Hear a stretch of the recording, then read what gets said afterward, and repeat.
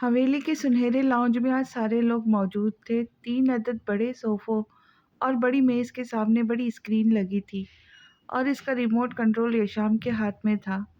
مجال تھی جو وہ کسی ایک چینل پر ٹک جاتا۔ کیف لیپ ٹاپ پر انگلیاں چلائے کام میں مصروف تھا۔ ابرا یشام کے ساتھ بیٹھی ناول میں مصروف دنیا جہاں سے بیگانہ تھی۔ عثمان صاحب روٹین کے مطابق اخبار پڑھ رہے تھے اور شائستہ بیگم اس وقت کے انتظار میں تھی کہ کب یشام کسی ایک چینل پہ رکے اور وہ بھی کچھ دیکھے۔ برخوردار، رزلٹ کیسا آئے گا تمہارا؟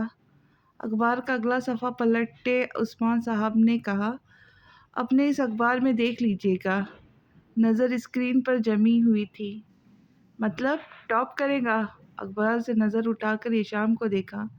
نہیں، سوسائڈ کروں گا۔ کیف نے بھی اسے دیکھا۔ سب کی نظر اس پر اٹھی۔ یشام، تم کچھ زیادہ ہی بدتمیز ہوتے جا رہے ہو، کیف نے اکتاہٹ سے کہا۔ تھینکس انفارم کرنے کے لیے۔ وہ بھی یشام تھا، اپنی غلطی مان لیتا؟ ناممکن۔ یشام، بیٹا تم بڑے ہو چکے ہو، کوئی کام دھندا کیا کرو، ذمہ داری نبھانا سیکھ لو، کل کو تمہاری شادی ہوگی تو ایسے گھر بار نہیں چلے گا، تم کیف کے ساتھ کام کر لیا کرو۔ عثمان صاحب نے سنجیدگی سے کہہ رہے تھے، ہائے اللہ، میری بھی شادی ہوگی۔ ریموٹ میز پر اچھالتے وہ خوشی سے اچھلا تھا۔ کیف نے گردن جھنجھلاتے دوبارہ لیپ ٹاپ پر نظریں جمائیں۔ ہاں، مگر اس سے پہلے کیف کی ہوگی کیونکہ اس کا فیوچر برائٹ ہے۔ تم اپنا بزنس سیٹل کرو، پھر تمہارے لیے بھی کوئی شہزادی آ جائیں گی۔ شائستہ بیگم نے بہت محبت سے کہا تھا۔ کس کی شادی ہوگی؟ ابرا چونکہ اب ناول کی دنیا سے باہر آئی تھی، جن کی، چڑیل سے۔ کیف نے ہنستے ہوئے کہا تو یشام نے گھور کر کیف کو دیکھا۔ دیکھ لے اپنے کامیاب بیٹے کو بھی، کریموں کے نام پر آٹا بیچ کر بڑا کاروبار بنا پھرتا ہے۔ تو تم لوگ بحث کرنا بند کرو، اس گھر میں واقعی خوشیوں کی کمی ہے، میں واقعی کیف کی شادی کرنا چاہتا ہوں۔ عثمان صاحب نے اپنا حتمی فیصلہ سنایا۔ کیف نے مسکرا کر نظریں جھکا لی۔ ابرا، بڑے بھائی کو دوپٹہ لا کر دو، بیچارے کو شرم آ رہی ہے۔ یشام کی آواز پر کیف نے زہر کا گھونٹ بھرا لیپ ٹاپ سائیڈ پر رکھا۔ یشام نے صوفے سے چھلانگ لگائی۔ یہ آج میرے ہاتھوں بچے گا نہیں، اس کا چشمہ تو آج میں ہی توڑوں گا۔ کیف بڑبڑاتا ہوا اس کے پیچھے بھاگ پڑا۔ یارب ہوں بہت تنگ، بدل چراغ و زمین اور، یا پھینک دے دنیا سے نکلوا کے کہیں اور۔ صورت کو تیری دیکھ کے یاد آتی ہے اس کی، آنکھوں میں میری پھرتی ہے ایک شکل ہنسی اور۔ مسجد سے ہے بت خانے کی انداز نرالے، در اور ہے، سر اور ہے، سنگ اور جبیں اور۔ زخم دل مجروح میں زلفوں نے بھرا مشک، چھڑکے گا نمک اس پہ وہ حسن نمکین اور۔ اللہ کا گھر کعبے کو سب کہتے ہیں لیکن، دیتا ہے پتہ اور وہ ملتا ہے کہیں اور۔ حوروں کی تمنا نہیں اے حضرت واعظ، ہم طاق میں ہیں جس کی وہ ہے پردہ نشیں اور۔ یہ فرق تو بس لوگوں نے بنا رکھے، ورنہ بارش کے بعد بننے والی کوسے قزح تو سب کو دکھائی دیتی ہے۔ ہادی، چلو اب یہ چھتری رکھو اور اپنی مزیدار والی بریانی کھا لو۔ جمل برآمدے میں پڑی چارپائیوں کو صحن میں رکھ رہی تھی۔ حسین موسم، بریانی کی خوشبو اور کسی اپنے کی جدائی۔ ہادی اپنے چھوٹے قدموں سے بھاگ کر کمرے میں چھتری رکھ کر آیا۔ اونچی اوڑیاں کیے وہ واش بیسن سے ہاتھ دھو رہا تھا جب دروازے پہ دستک ہوئی۔ ہادی، دیکھو کون ہے باہر۔ جمل کے کہنے پہ دروازے پر گیا۔ دروازہ کھولا تو 2 صحت مند عورتیں آنٹی کلثوم کے ساتھ اندر داخل ہوئی۔ آنٹی کلثوم ان کے برابر والی تھی، دونوں گھروں کی ایک دیوار۔ وہ بہت میٹھا بولتی تھی، اتنا میٹھا کہ اگلے بندے کو شگر کی بیماری ہو جائے اور وہیں پھڑک کر مر جائے۔ ہائے اللہ، جمل میری بچی کتنی کمزور ہو گئی ہے نا تو۔ ان کی میٹھی باتوں کا سلسلہ شروع ہو چکا تھا۔ وہ آگے بڑھے، جمل کو گلے لگی اور بغیر آنسو کے رونے لگی۔ دیکھا کیسے رو رو کر اپنی آنکھیں لال کی ہوئی ہے۔ صبر کر میری بچی، اللہ کی یہی مرضی تھی۔ سچ کہتی ہوں بہن، کتنی بدقسمت ہوتی ہے وہ لڑکیاں جن پر سے جوانی میں ماں یا باپ کا سایہ چھین لیا جائے۔ بیچاری لاوارث ہو کر رہ گئی۔ جمل نے کچھ نہیں کہا۔ وہ چارپائی پر کپڑا بچھائے ساتھ والی دونوں عورتوں کو بیٹھنے کا کہہ رہی تھی۔ जमील जमल की माँ को मरे हुए आज 9वां दिन था और वो 9 दिनों में ही बहुत मुश्किलात झेल चुकी थी। न जाने आगे क्या होना बाकी था। वो दोनों औरतें उटपटांग बातों के साथ अफसोस कर रही थी। मैं पानी लेकर आती हूँ। जमल उनके दरमियान से उठकर किचन में आई। वो ट्रे में पानी के गिलास रख रही थी जब कुलसुम आंटी को अपने पीछे खड़ा पाया। मेरी बच्ची, ये तू क्या कर रही है? सिर्फ पानी? वो बड़ी काम की औरत है, ज़रा खिदमत कर। क्या पता तुझे कहीं नौकरी के लिए ऑफर कर दे। देख ना जमल बेटा, तेरा बाप कितना बूढ़ा और लंगड़ा है, कहाँ इस पर बोझ बनी फिरेंगी। मैं तो कहती हूँ उन्हीं औरतों से काम हो जाएगा, बस तू ज़रा उनकी खिदमत कर दे मेरी बच्ची। मगर आंटी, घर में तो पानी के अलावा और कुछ नहीं है। अब्बू बाहर गए हैं, वरना कुछ ला देते। जमल को कितनी मायूसी से कहना पड़ रहा था। अरे बेटा, ये। उन्होंने छोटे पतीले की तरफ इशारा करना चाहा। बेटा तुम जाओ, पानी देकर आओ, मैं आती हूँ। जमल हाँ में सर हिलाती आगे बढ़ गई। मैंने कहा था ना जी, जमल मेरी बच्ची बहुत जिम्मेदार है, घर और लोगों को संभालना जानती है। अब देखो ना, थोड़ी देर पहले ही इनको बताया कि तुम लोगों ने आना है और इतनी सी देर में इतनी बढ़िया बिरयानी बना ली। कुलसुम आंटी 2 प्लेटों में भर भर के बिरयानी डाले हाथ में लिए आ रही थी। जमल की सांसें उसके गले में अटक गई थी। वो क्या करे अब? उनसे बिरयानी रखने को कहे या मगर वो सिर्फ हादी के लिए बनाई गई थी। जबल ने बड़ी मुश्किल से उसकी ख्वाहिश को पूरा किया था। पास खड़ा मीर हादी चुपचाप सब देख रहा था। वो बहुत समझदार बच्चा था, खामोश ही रहा, मगर वो जानती थी कि वो बाद में बहुत रोएगा। क्या जमल बेटा, इसकी क्या ज़रूरत तो नहीं थी। अब देखो ना, लोग क्या कहेंगे कि माँ को मरे 10 दिन नहीं गुजरे और बेटी अफसोस करने वालों को बिरयानी बना बना कर खिला रही है। अब ये कलमात भी उसी मीठी छुरी कुलसुम आंटी के ही थी। मुझे सब याद है कि मैं जिस तरह से पली, तेरे गोद में, तेरी शफकतों में। तेरे पास हरफ़े दुआ तो है, मेरे पास तो मेरी माँ ही नहीं। जमल ने दिल ही दिल में खुद से गुफ्तगू की। मैं मानता हूँ कि मेरे माँ बाप मर चुके हैं, तो तुम उस दिन झूठ क्यों बोल रहे थे? क्योंकि मैं नहीं जानता था। ऐसा कैसे मुमकिन है डार्क ईगल, के तुम्हारे वालिदैन मर चुके हो और तुम कहो कि तुम्हें मालूम नहीं? मेजर हैरान था। वो जो उस दिन अपनी बात पर कायम था कि उसके वालिदैन जिंदा है, मगर आज वो खुद ही कह रहा था कि वो मर चुके हैं, बस उसे ही मालूम नहीं था। चलो ठीक है, तुमने मान लिया, ये तो वैसे भी एजेंसी का हिस्सा नहीं। अब हम तुम्हें जिस्मानी लिहाज से आजमाएंगे। डार्क ईगल ने तवज्जो बढ़ा दी। क्या मतलब मेजर? मतलब ये कि अगर तुम दुश्मनों के हाथ लग भी जाओ तो सिर्फ डराने धमकाने पर तुम सारे राज खोल तो न दो। वो तुम पर जितना मर्जी तशद्दुद करे, मगर तुम पे फ़र्ज़ है तुम पाक एजेंसी के लिए जान कुर्बान कर दो, मगर गद्दारी ना करो। मर्दों के खून में गद्दारी नहीं होती मेजर साहब। आप मुझ पर 1000 कोड़े बरसा कर भी जिस्म जान की मजबूती को माप सकते हो। डार्क ईगल के कहने की देर थी कि यहाँ उसे वापस उसी रेड जोन रूम में ले आया। फिर उस पर सख्ती के हर हरबे को इस्तेमाल किया गया, मगर उसकी एक सिसकी तक ना निकली। गर्म उबलते पानी को उस पर डाला गया, मगर फिर उसके कमर पर कोड़े बरसाए गए। इलेक्ट्रिक करंट के झटकों से उसे टॉर्चर किया गया, मगर वो डार्क ईगल था, बाज की नज़र रखने वाला शेर आदमी। मेजर को अपनी एजेंसी के लिए ऐसा शेर दोबारा नहीं मिल सकता था। मेजर उसके सामने कुर्सी पर आ बैठा। फौलादी जिस्म रखते हो तुम, मुझे फ़ख्र है तुम पर, मेजर कह रहा था। अगर अब भी आप मुझ पर फ़ख्र न करते तो इस उबलते पानी में आपको ही डाल देता मेजर साहब।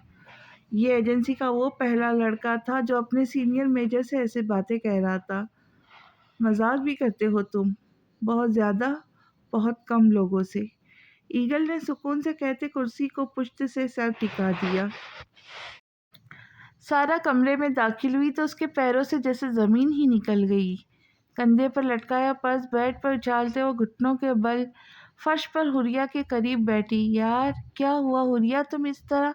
यार प्लीज़ मुझे बताओ, मेरी जान निकलती जा रही है। हुरिया प्लीज़ बता दो, आखिर हुआ क्या है? तुम्हें आखिर कौन रुला सकता है? सारा की हजार मिन्नतों के बाद हुरिया ने उसे बताना शुरू किया।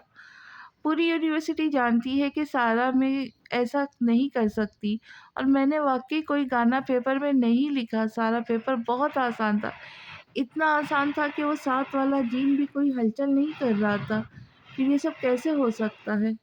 وہ روتے ہوئے ہچکیوں سے کہہ رہی تھی، حوریہ تم ٹھنڈے دماغ سے سوچو، کچھ تو ایسا ہوا ہوگا جس کے باعث یہ سب ممکن ہوا ہوگا، کچھ تو ایسا، پلیز سوچو حوریہ۔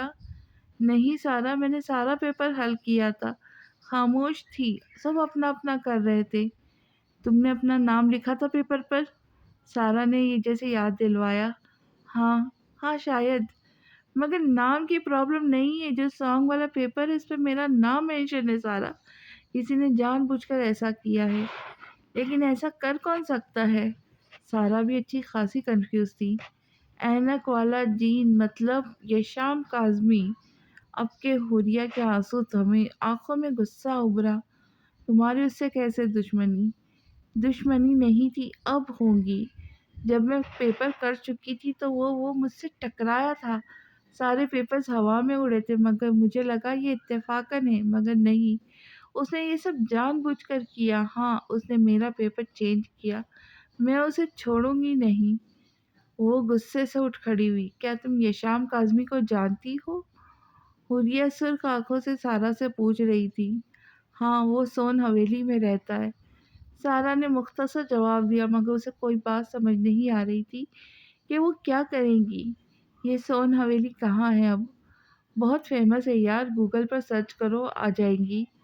وہ موبائل کی اسکرین پر تیز تیز نظر انگلیاں چلا رہی تھی۔ وہاں سے اس نے سون حویلی کی لوکیشن نکالی۔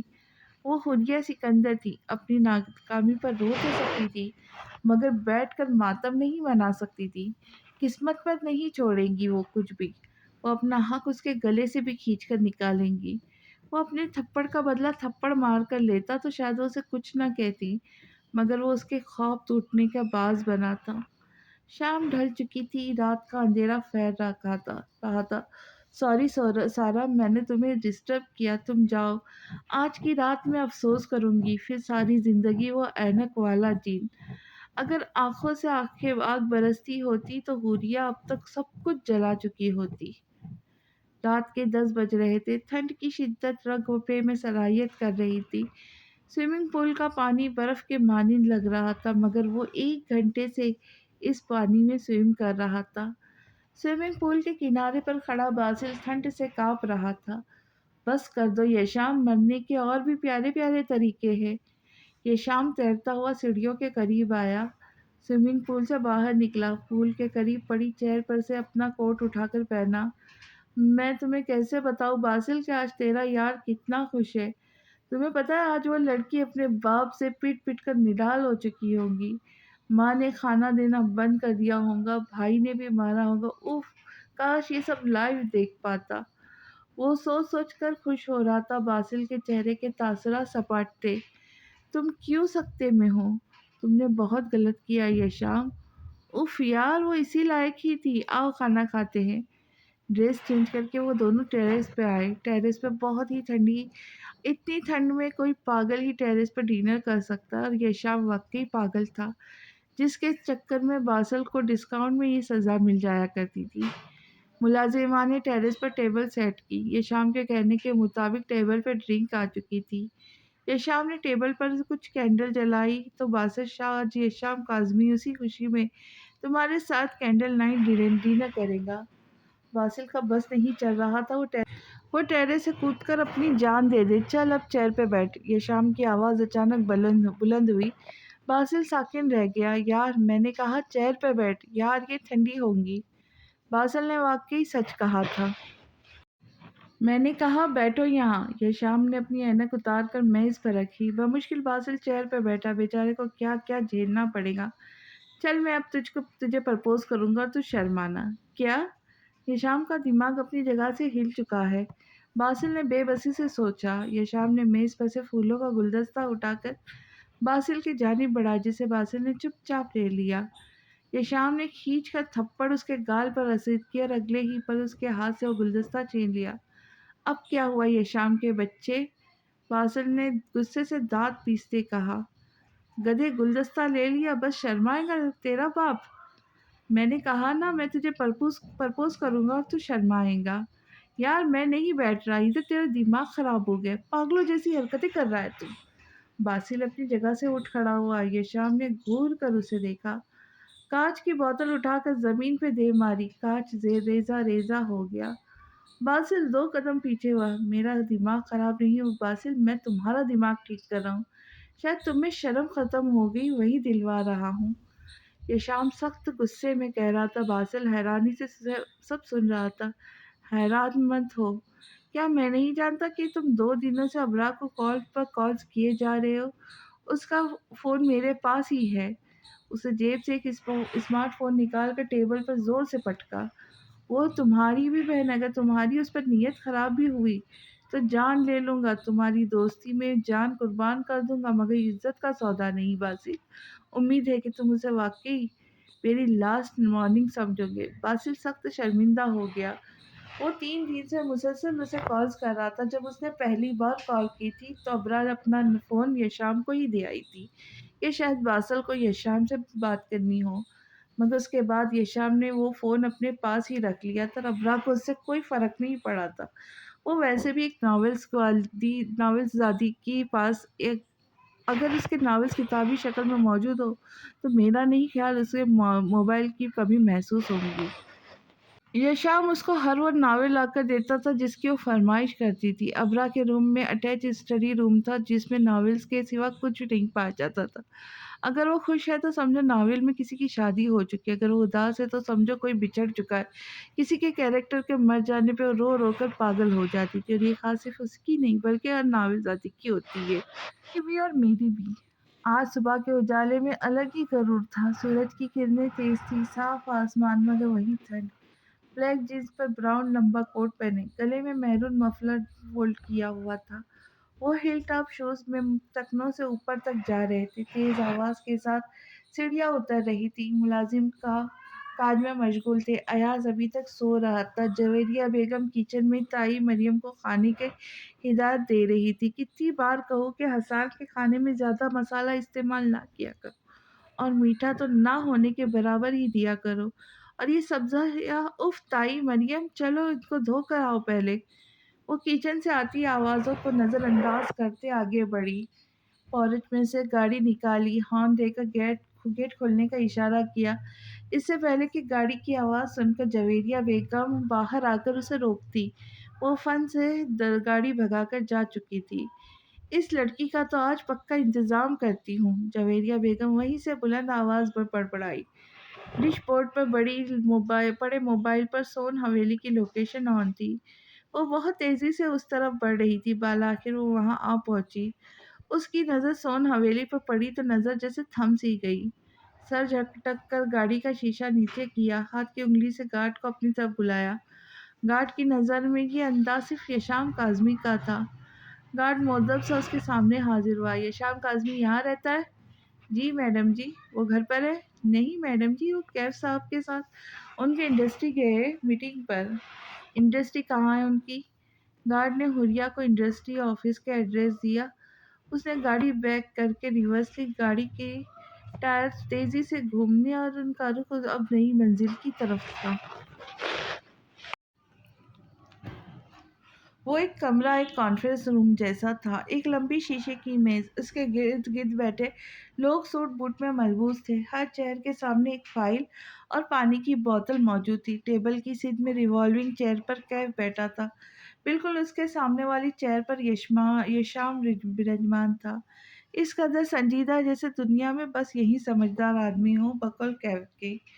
जो कंपनी हमारे प्रोडक्ट्स की कॉपी तैयार कर रही है, हमें जल्द से जल्द उनका पता करवा के उन पर कार्रवाई करनी चाहिए। मैं अपने शोहरत भरे नाम को डूबने नहीं दे सकता।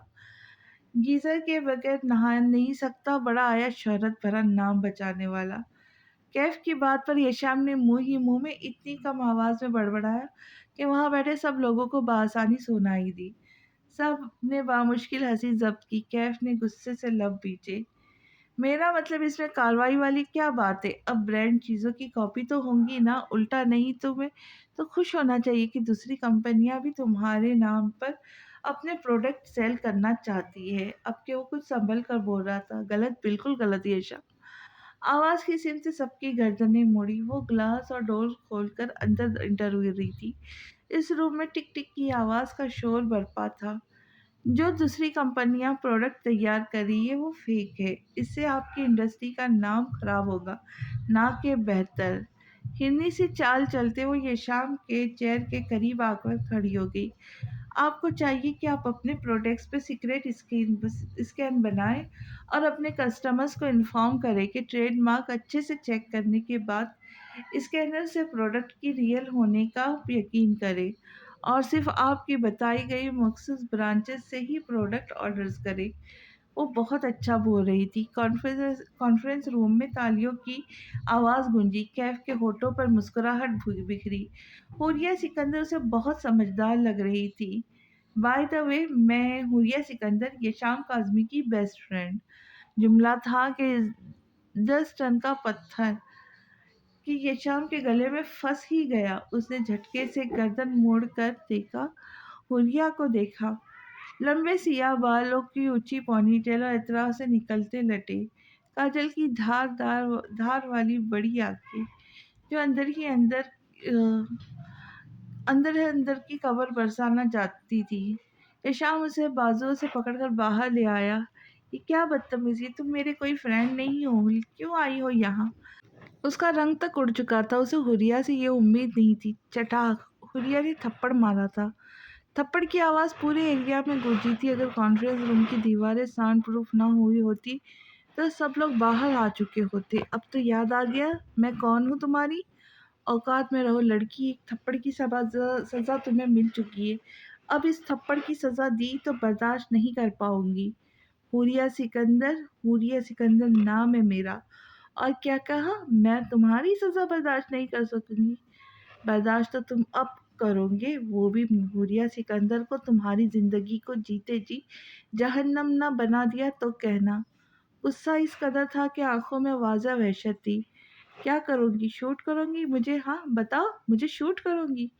ये तो तुम्हें वक्त बताएगा। तुम्हारी सांसों में बस कर तुम्हारी सांसें ना रोक दी तो फिर कहना, मैं इंतज़ार करूँगा। ये शाम के चेहरे के तासुरात घमंडी थे। किसका इंतज़ार करोगे तुम? कॉन्फ्रेंस रूम से बाहर आते कैफ ने पूछा। मीरा, मुझे कब से कह रहे कि रात को डिनर पे उनके साथ करूं, मगर मैं समझा समझा कर थक चुकी हूँ कि आज मैं थोड़ा बिजी हूँ। आप प्लीज, आप ही जरा समझा दें उनको। कैफ जी, आप समझा देंगे ना इनको? मासूमियत से आंखें टपटपा कर कैफ से मुखातिब हुई तो सीधा उसके दिल में जा उतरी। जी जी जी जी, मैं उसे समझा दूंगा। आप जाइए, अपना काम अब अच्छे से कीजिए। Thank you Kaif ji, thank you so much. आप कितने अच्छे हैं। कैफ अगर कछुआ होता तो शर्म के मारे सर अंदर घुसा लेता। वो आंधी बनकर आई थी और तूफान बरपा के जा रही थी। ये शाम की जिंदगी में, वो और कैफ के दिल में। वो उनकी नजरों से ओझल हो चुकी थी, मगर कैफ के चेहरे की मुस्कुराहट होश में आ जा ठरकी ना हो तो। हूरिया नहीं थी, सच में हूर थी। अगर थप्पड़ वाला सीन ना होता तो यशाम भी उसका दीवाना होता। वो दीवाना हो चुका था, उसके गुस्से का, उसकी बहादुरी, हिम्मत और उसके नखरेलेपन का। मेरे पास दुनिया की हर चीज थी मुयस्सर, मगर मैं निर्भरता तेरी सादगी पर। यूं तो किसी शय की तमन्ना ना की थी, ये वक्त भी था गुजरा तुझे देखने के बाद। क्या था एक तूफान जिंदगी की शहर में, तुझे ढूंढा दिन के हर पहर में। आतिश थी तेरी मोहब्बत, सब राख कर गई जिंदगी, तू मेरी आंखों के सामने मुकर गई। जिनकी जिंदगी हर पल एक अंधेरे के साए में गुजरी हो, वो कहाँ फिर अंधेरों से घबराया करते। इन्हें मोहब्बत हो जाती है तन्हाई से, सिया रंग से, काले गुलाबों से और सुनसान जगहों से। उसकी आंखों को भी एक बीमारी लग चुकी थी, लाइलाज बीमारी। आतिशदान में आग जल रही थी। नवाज साहब कमरे की छत पर सीमेंट को लेप लगा रहे थे। पिछले दिन जो बारिश बरसी थी तो छत से टप टप करते कतरों ने अच्छा उनके लिए अजाब खड़ा कर दिया था। हादी चारपाई पर कंबल में नींद की आगोश में था। नवाज साहब पहले छत पर जाकर ऊपर से लिपाई कर आए थे और अब कमरे में के अंदर से भी कर रहे थे कि पानी के टपकने की इम्कान बाकी न रहे। जमल आतिशदान के गिर्द बैठी अपने अब्बू के सारे दिन की कार्रवाई रवादारी से सुना रही थी। हादी वाकई बहुत समझदार हो गया अब्बू। मुझे लगा वो बहुत रोएगा मगर वो आज नहीं रोया। बाहर हकीम साहब ने घर में जलेबियाँ बट रही थी, वो भी घर ले आकर आया और वो मुझे ज़बरदस्ती खिलाने लगा, वरना तो बाहर ही खाकर आ जाता था। वो इसकी हरकत को याद करते हुए मुस्कुराने लगी। नवाज़ साहब सीमेंट की खाली थाल को अब बाहर लेकर जा रहे थे। वो हाथ धोकर वापस आए तो वो अभी भी इसी ज़ाविये पर बैठी थी। तुम परेशान मत हुआ करो, मेहमान अपना रिस्क खुद लेकर आते हैं बेटा। अब देखो हम में से कोई भूखा तो नहीं सोया ना। मैं और ऐसे कैसे उन्होंने तुम्हें लावारिस कह दिया? तुम्हारा बाप अभी जिंदा है जमल। तुम लावारिस नहीं हो। वो उसके साथ आतिशदान के करीब आ बैठे। जमल कुछ सोच रही थी। अब्बू, वो आंटी मुझे एक ऑफिस का कार्ड देकर गई है। कहा है कि शायद मुझे वहाँ नौकरी मिल जाए। नहीं बेटा, तुम अब कहीं नहीं जाओगी, मैं तुम्हें नहीं मना कर चुका हूँ। नवाज साहब हरगिज नहीं चाहते थे कि वो फिर से किसी के दर से उदास लौटे। एक आखिरी बार बस, क्या पता यहीं से कोई सहारा मिल जाए। आजमाने में आखिर जाता ही क्या है। वो नहीं चाहती थी कि उसे ये मौका जाया हो जाए। ठीक है, मतलब तुम मेरी बात नहीं मानोगी? क्या तुम इतनी बड़ी हो गई हो? आतिशदान में जलती आग लकड़ियों की को राख कर रही थी और उसका असर आंखों पर पड़ रहा था। अब्बू प्लीज। आवाज तक में नमी आने लगी। मर्द की फितरत में से उसकी सबसे खूबसूरत आदत ये होती है कि जब उसकी बेटी उससे किसी शय की फरमाइश करती है तो वो उसकी फरमाइश को पूरा करना खुद पर फर्ज कर लेता है। चली जाना जमल, मगर एक एक शर्त है। जिस तरह से तुम जाओगी उसी तरह वापस आऊंगी।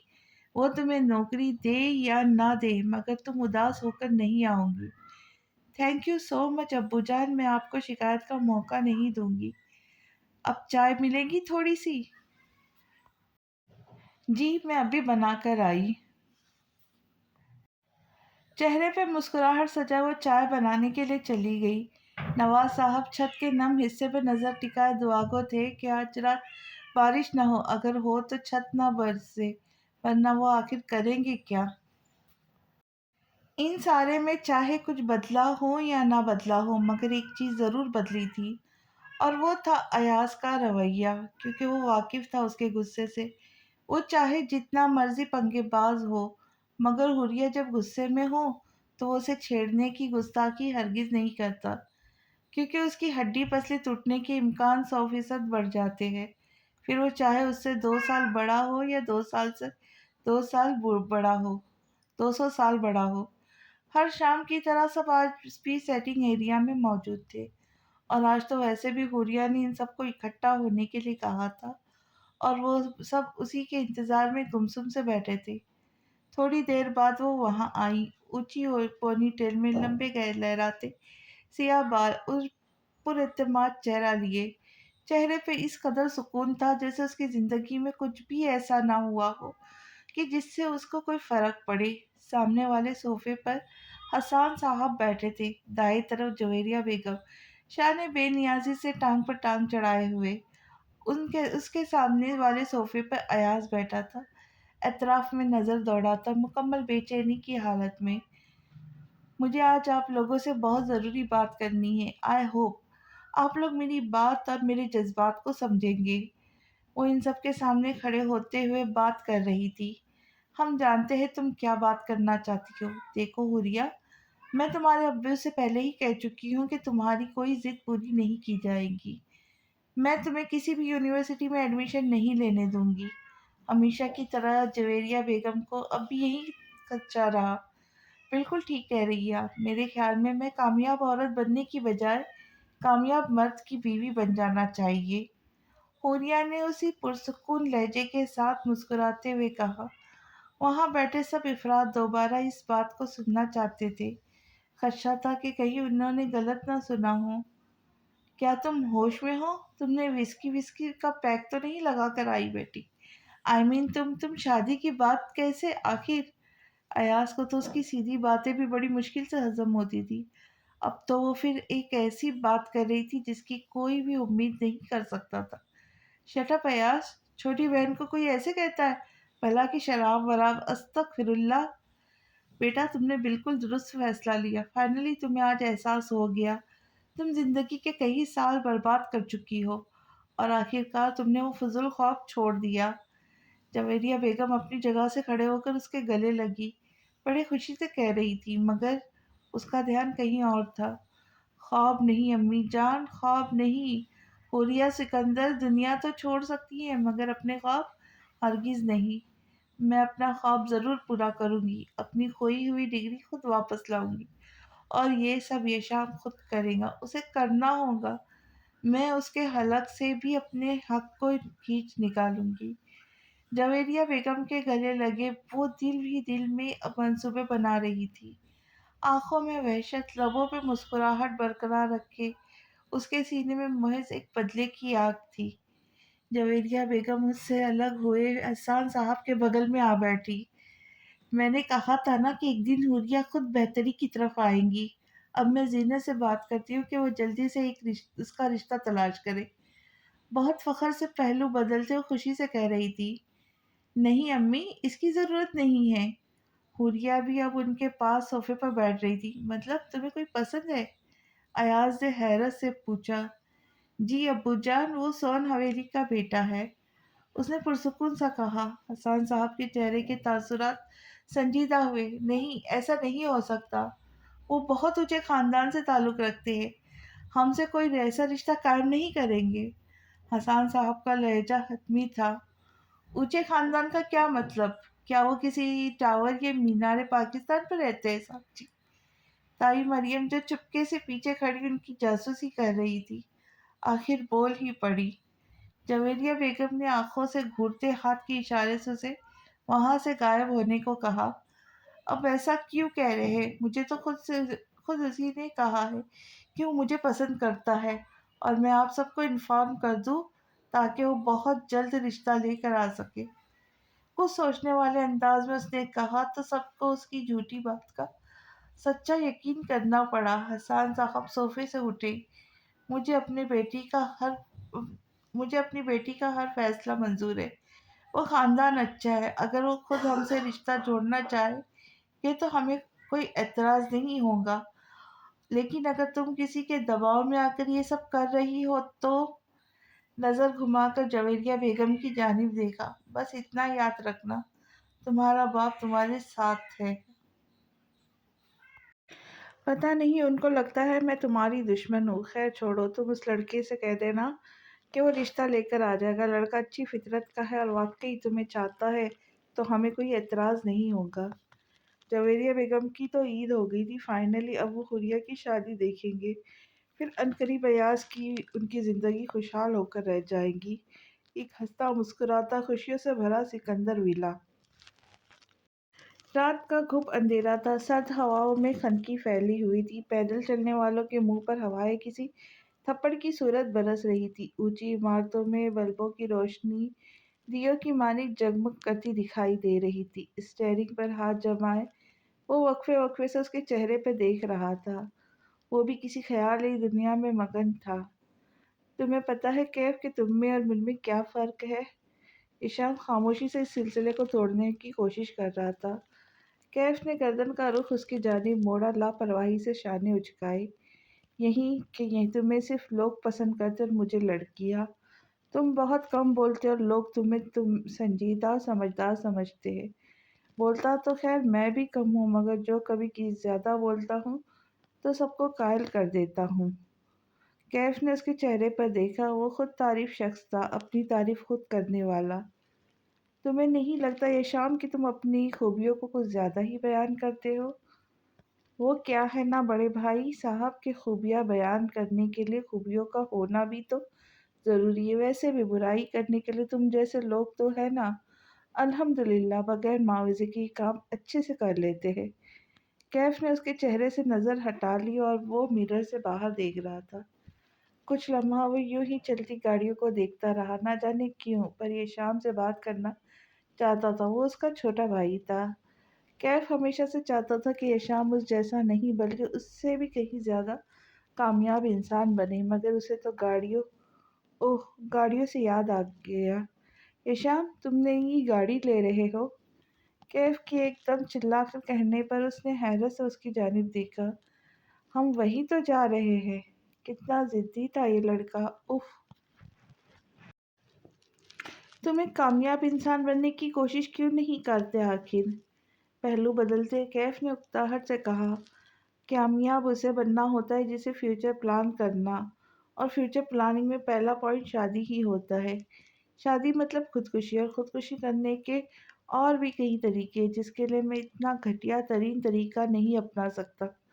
سو ان شارٹ یہی وجہ ہے کہ میں کامیاب انسان نہیں بننا چاہتا۔ دونوں ہاتھ اسٹیئرنگ پر جمائے، نظر سامنے سڑک پر مرکوز کیے، اس نے کامیاب انسان کا بیٹھے بیٹھے جنازہ نکال دیا تھا۔ تم بھی کبھی کسی کی زبان نہیں سمجھتے؟ کیف نے بے بسی سے کہتے کار کی سیٹ سے ٹیک لگا دی۔ اتوار کا دن تھا، دھوپ کی شعاعیں کھڑکیوں سے ٹکرا رہی تھی جیسے سنہری مخملی پردوں نے روکے ہوئے تھے۔ وہ اوندھے منہ بیڈ پر لیٹا ہوا تھا، بالوں کی حالت بالکل بکھری ہوئی تھی۔ کمبل کے ساتھ تو خوب کھیلا گیا تھا جو تھک ہار کر زمین بوس ہوا تھا۔ ایک تکیا اس کے سر کے پاؤں اور ساتھ ایک تکیا پاؤں کے پاس، تیسرا سائڈ ٹیبل سے گلے لگا ہوا تھا۔ لیمپ کے اوپری سر کو سولی پر لٹکا رکھا تھا جو سر جھکائے جان دینے ہی والا تھا۔ کمرے میں رکھے میوزک سسٹم سے ابھی تک ہلکی ہلکی میوزک کی آواز آ رہی تھی۔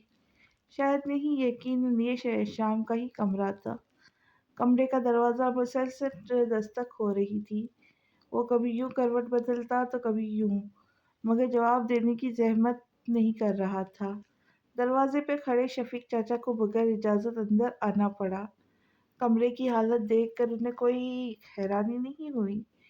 سب جانتے تھے کہ اس کمرے میں ایک خفیہ طوفان رہتا ہے جو کمرے کا یہ حال کرتا ہے۔ بقول یہ شام کے وہ ایک صفائی پسند انسان ہے۔ چھوٹے میاں جی اٹھ جائیے، صبح کے 10 بج رہے ہیں۔ شفیق چچا فرش پر گری چیزوں کو اٹھا رہے تھے۔ ایک تو آپ بھی مجھے بیوی کی کمی محسوس نہیں ہونے دیتے، صبح سے ہی صبح نیند سے جگانے لگتے ہیں۔ آنکھوں میں خماری لیے وہ خلقوں بدل رہا ہے۔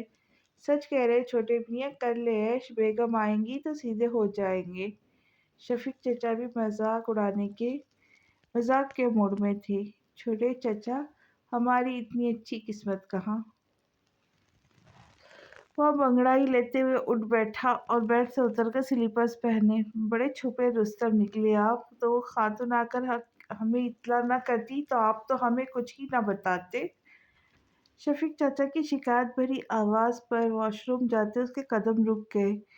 قدم کیا، رخ موڑ کر اس کی جانب دیکھا۔ وہ بیڈ شیٹ درست کر رہے تھے۔ کیا مطلب؟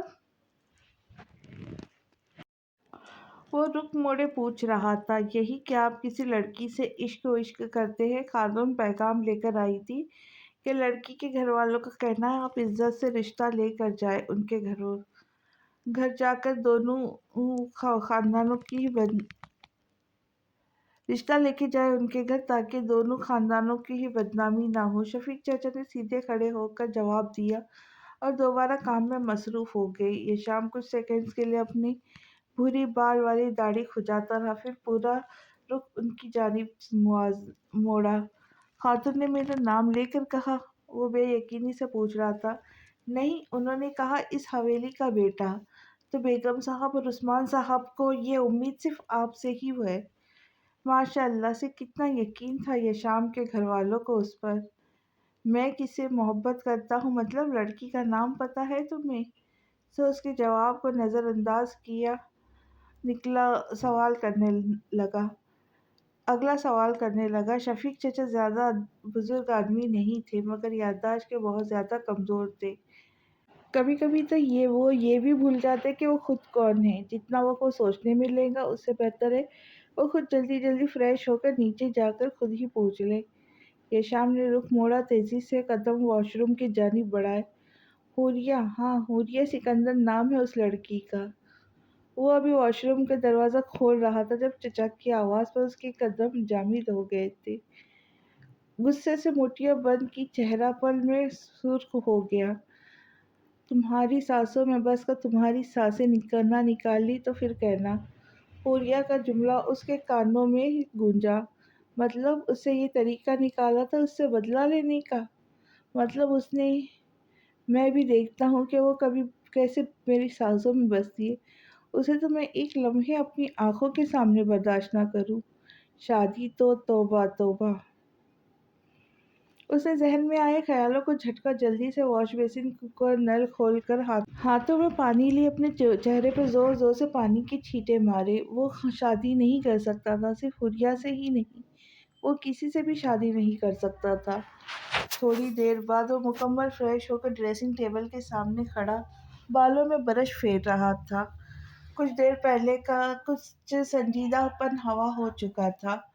پہلے تو وہ انہی سوچوں میں گم تھا کہ آخر یہی طریقہ ملا تھا اس سے بدلہ لینے کے لیے۔ وہ لڑکی ہو کر ایسے کیسے کہہ سکتی تھی کہ اسے کسی غیر مرد سے محبت ہے؟ مطلب کہ اتنی بے حیائی؟ مگر خود کو میرر میں دیکھے وہ سب بھول چکا تھا۔ بالوں کو جیل سے سیٹ کرتا ہوا خود کو ہی دیوانہ وار دیکھ رہا تھا۔ محبت پہلی، دوسری یا تیسری نہیں ہوتی، بلکہ محبت تو وہ ہوتی ہے جس کے بعد کوئی محبت نہ ہو۔ اور یہ شام کو پہلی اور آخری محبت صرف ایک انسان سی تھی، صرف وہی جس کے حسن پر سب فدا ہو جاتے تھے۔ اس کی آواز سحر زدہ تھی اور اپنی طرز کا ایک ہی تھا، یشام کاظمی۔ ہاں جی، یشام کی وہ پہلی اور آخری محبت وہ خود تھا۔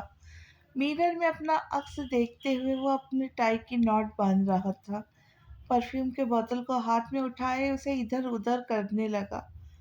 میں خود میں ایک خوشبو رکھتا ہوں، لہٰذا تمہیں خود پر چھڑکنا میری اپنی توہین ہوگی۔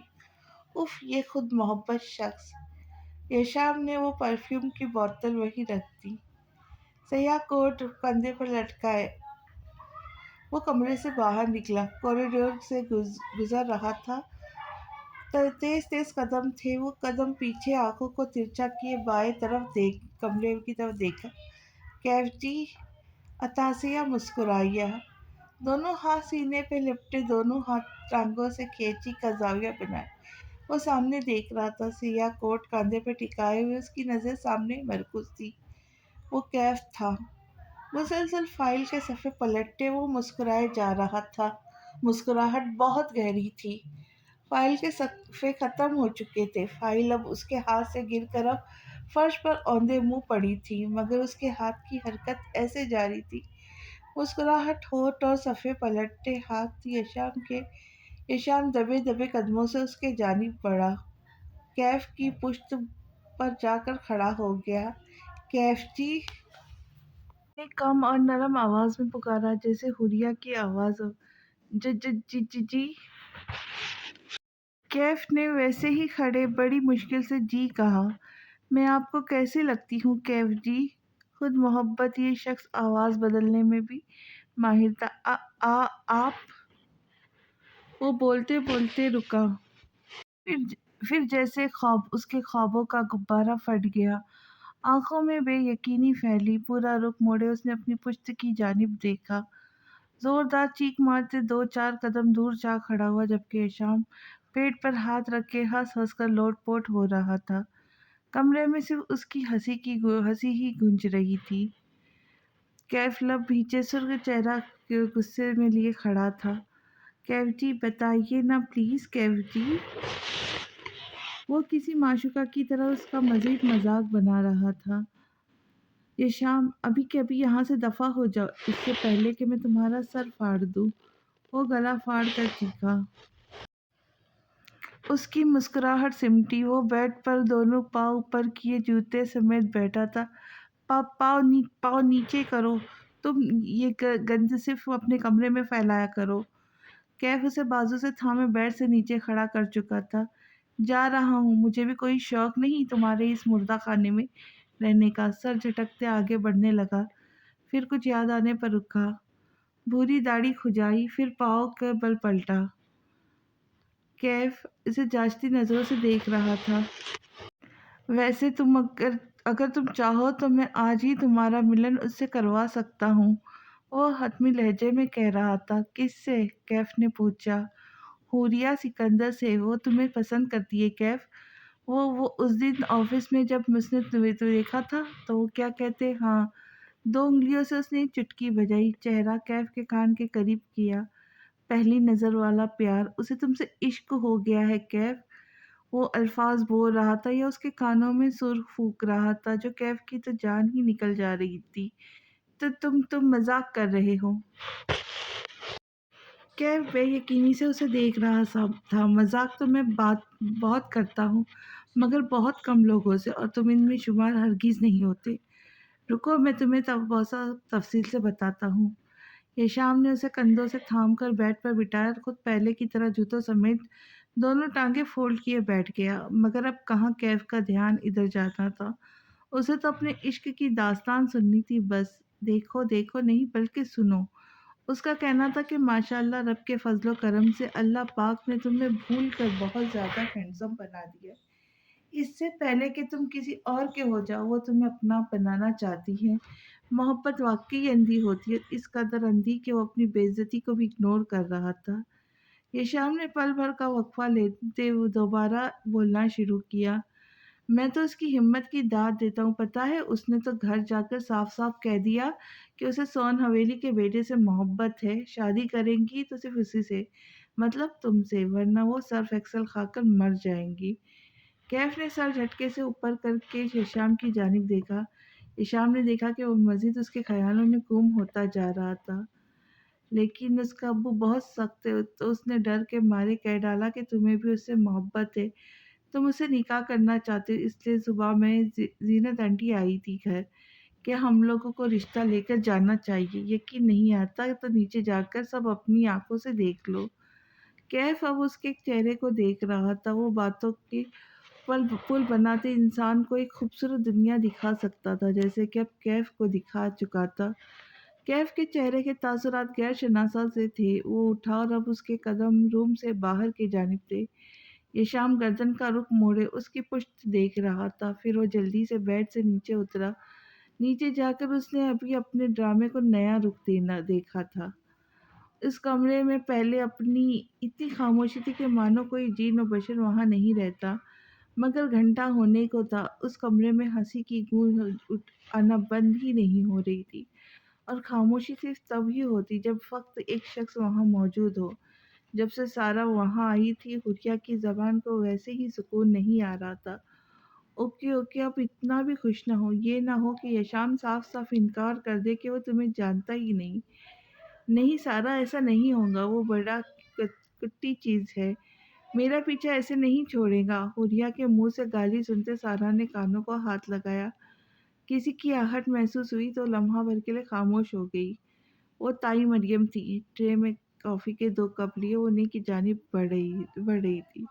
حریہ وہیں اپنا سر پکڑ کر بیٹھ گئی۔ تائی مریم بہانے بہانے وہاں اپنی 10واں چکر لگا رہی تھی۔ پہلے وہ کپڑوں کا پوچھنے آئی، پھر پانی لے کے آئی، اس کے بعد کچھ تلی ہوئی چیزیں ٹرے میں سے لے کر آئی، اور اب یہ کافی۔